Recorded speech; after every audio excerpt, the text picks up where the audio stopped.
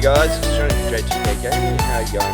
Today I finally have my MageBlade build for the new update. Now this is running one of the new sets in another configuration. It's actually running both the new sets, but for the one that I'm running at the moment, we're running Marauders Haste, and as you've seen in the intro, we can chase people down on our horses. That was kind of the point of showing that video, more so than anything else. We are super quick, and speed is underrated in Cyrodiil. Like, a lot of new people worry about, you know, speed, about weapon damage and all that kind of stuff, recovery, all that. They don't worry about movement speed and also snare removal. You know, if you can line of sight, you can survive. Like, it doesn't matter how squishy you are, if you can line of sight, they can't hit you, they can't kill you. And I think it's one of the most, you know, underrated and underlooked skills for new PvPers. So this build is basically open world, small man, solo, whatever. In a group, it's okay, but you do find that you leave yourself you leave your group behind because they're a lot slower than what you are. So what we're doing is we are running one of the new sets that just come out, Marauders Haste. Now this gives 2 lots of magic recovery, max magic, and when you cast a damage shield you get 20% movement speed. Now this is just straight 20%, this isn't your major or anything like that, this stacks on top of all of that. So you can get very close to speed cap with this and just Major Expedition. So as you've seen in the intro, we're very quick, cast our shield, Major Expedition, and we are away. So what we're pairing this with is Crafty. Everyone knows this set's been out for quite a while now. It's really good on magic builds, and especially builds that use shields. And this gives us 50k magic on our front bar. And we are running Vulcan Scoria. Now, I've been tossing up about Monster Helm sets. I kind of find I was running Bloodspawn, but it kind of somewhat defeated the purpose of the build, was to line of sight damage, not to kind of tank damage. But if you do feel a bit squishy still, Bloodspawn is still a great option for this. And so yeah. And what we're doing is we're running 5-piece Crafty on our body and jewels. So then we're back barring Marauders Haste. You don't need to front bar this because it stays on you, it's a proc. So you proc it, change to your front bar, you still get that movement speed. So there's no point double barring that set. On our front bar, we are running a willpower staff. Now, you can run a master staff. I was doing that exact thing, it's still here. So you can quite easily run a master staff, especially obviously if you're running flame clench. A master staff is very good. But I found the willpower just kind of overall is giving me that bit extra shield size because I wasn't quite at health cap with my shields, and it was increasing my damage on everything instead of just one skill. And that's it. I'm running spell damage, magic recovery, and magic recovery. So recovery is a thing that varies for everyone. So what works for me isn't going to necessarily work for you. You might want all recovery, or you might want all spell damage. So it's just up to you. Play around with what works for you. Some people light attack more, some light don't.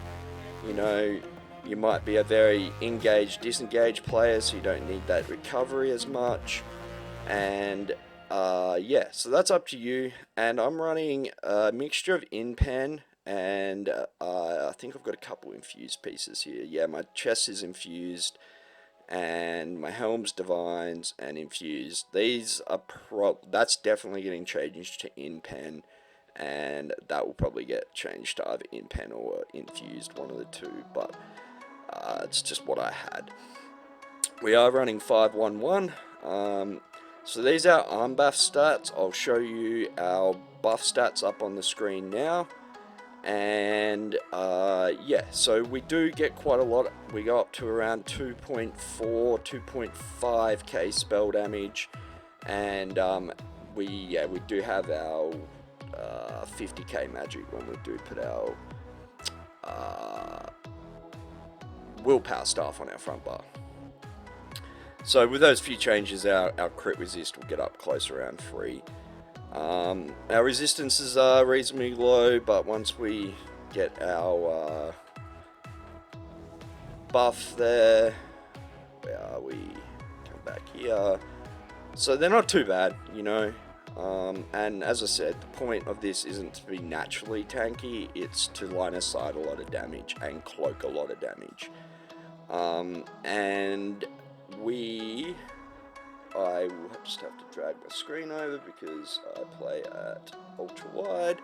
So we are running, we are Vamp, kind of a must go for a Nightblade in my opinion. That's stealth speed, the recovery, and like, to be honest, the extra flame damage you do take, especially if you're a Breton. So if you're a Breton, that extra flame damage is kind of mitigated by the lower damage you take in Execute. The Execute area of your health is really important, and I think people kind of underrate that vampire passive. So yeah, we are Vamp. We are running the Mage. Now, you could run the spell damage. Mundus might actually give you a little bit more damage output than the Mage, but I like my max stat pool. And we are running the new food, which is the Bewitched Sugar Skulls. Now, this is completely up to you. If you want to fork out the extra money, you do get some health recovery, and that's kind of why we're sitting at 500 instead of nothing really as a vampire. But the Bewitched is basically a tri-stat food plus health recovery. So you're getting a health recovery for free. So if you've got the gold, why not go for it? Another thing to point out is our crit is pretty low. I've noticed a lot of people running really high impen lately, so my crits aren't actually hitting that much harder. So I've kind of gone this route instead. So that's food. Let's have a look at our skills. So one thing, since I started playing Nightblade, a lot of you guys probably know I played Sword for years and years.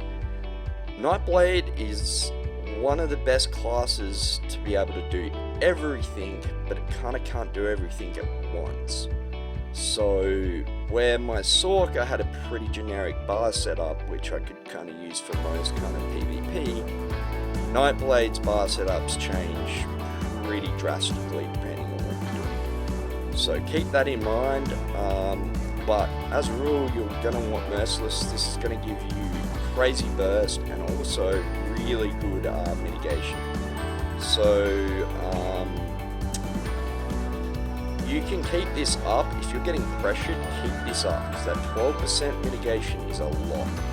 And also, if you're getting pressured, you can keep it up until the last minute and then get a burst kill from it. If you're not getting pressured, then use it at will. Harness, don't really need to talk about that. That's a shield. Now, I'm still running somewhat of a kind of dot build, hence why I'm running Vulcan Scoria, but Solo Swall's still pretty decent. And then Flame Clench. Now, Flame Clench, I don't know how to feel about it. The damage is very weak on it. The knockback is handy. Doesn't go through block though, so it's kind of meh. But you can quite easily swap this out for Crushing Shock and use that as your spammable. You're going to get more damage, and you could run Fear as your CC, or if you're running in a group and don't necessarily need a CC, then Crushing Shock's a really good option. Impale is our execute, not much to say about that. Our ultimate, now my ultimate changes. If I'm solo, I kind of like Meteor, sometimes, or Soul Tether. Now they both have their ups and downs. Meteor can be used at range, that's its up. The downside is most people will always block it, and the damage isn't really that great, really, like, especially if they're blocking it, it's not really going to do So it kind of, to be honest, needs to be reworked. I think they maybe just need to get rid of the stun and increase the damage on it. But Soul Tether can work really well, especially in a group. If you're fighting outnumbered, Soul Tether is probably your best option as an ult, in my opinion. The damage is still okay, the healing's really great, but the stun's amazing. So you pair that with a few ults in your group, and you know, you've got yourself a nice little ult bomb. On our back bar, we're running rapid regeneration. Now this is a massive heal. It only lasts 5 seconds, but it is a massive heal. And you know, it can also help you group out quite a lot. You know, I've saved a lot of people's lives with this and my own. A healing ward, still pretty strong, and this is what we're using to proc our Marauder's Haste. Cloak, now Cloak, yeah, whatever, you know, we all know Cloak. Now Race Against Time. Now I've been swapping back and forth between Race Against Time and where are we? This one. So you really need a snare removal, like, and that's the other thing, like, where a lot of new PvPers go wrong. They do not have snare removal. So Race Against Time gives you snare removal. This also gives you your snare removal. The two differences is this gives you major evasion, so it's going to reduce your damage from area attacks, which is really nice, but you're not getting that speed. So without Mage Expedition, we are still pretty quick, so you might find that you don't want or need that Mage Expedition, so therefore you can swap that out and run this, get the extra damage mitigation. And then we're running Degeneration. This is giving us our major sorcery buff, and it's also a dot. And then on our back bar, now I love and I hate this ult. It is a clutch ult for getting yourself out of, you know, if you're getting chased down by 20 odd people, a lot of the time you can reverse time, get behind them, and get out. Now, you can use Shade to achieve the same thing. I just find that I haven't had the time to kind of get good at using Shade. But if you're using Shade, then you don't really need to use this. Also, in a group, it's not really that effective. You're probably better off going the Resto ult or something like that. But it's also good in tower farms or on cliffs where you've got a lot of people there, and you can drop off the tower and then precog back up, and you know, you've dropped most of them off the tower, so it gives you some breathing room. Or if they don't drop down, you don't pop it, and you just give yourself some breathing space that way. So that's basically our bar setup. Now you can run, like, if you want to go more single target, obviously you're going to want to run probably ambush with Soul Harvest, that kind of setup, but this is more of a ranged kind of kite kind of build. It's a lot easier to kite when you're ranged than what it is when you're melee. If you're melee, it's a lot harder. That being said, if you're using Shade, you're good at Shade, then that is a decent playstyle. And as I said, we are a Breton. Now, I was running this as a Khajiit, but I didn't really have high crit, so I kind of thought, you know, it was a bit of a waste. So it works pretty well, and as I said, as a vamp,